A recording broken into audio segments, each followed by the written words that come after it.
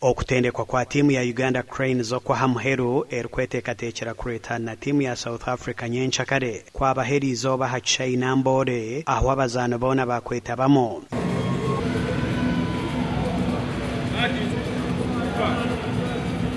Uganda na South Africa omu muzaano gwabandize tiimu zombi zikagwa kikazi goori ibiri ha zindi omuri Johannesburg. South Africa erikuruga enyuma kuteeba Cranes gooro y'okwinganisa kandi eky'omutende Paul Joseph Port na kapiteeni we Kari Daucho baagira ngu tibarikwenda kigarukemu kubaho nikwe kushaba abanya-Uganda okubaza enyuma. The boys have been working very hard, very disciplined, with a good focus.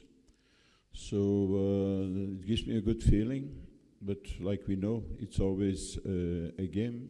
We play against a big team in Africa. We need to make no mistakes. That will be very important. But what I saw on training ground, it was hopeful, and I think that the players are prepared to write history.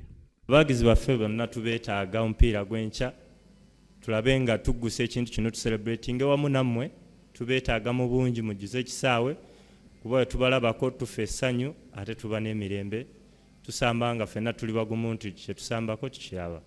Uganda niyo ebembire group ya 11 n'obubonero 10 ekuratirwe South Africa n'obubonero 8. Congo Brazzaville eri omu kyakashatu na South Sudan eshembire group. Tiimu ebiri zirahenderera ha mutwe gwa group ege nizija kurabaho kwetaba ha zindi kuza omu mpaka za AFCON ez'omwaka ogurikwija eziraba omu ihanga rya Morocco.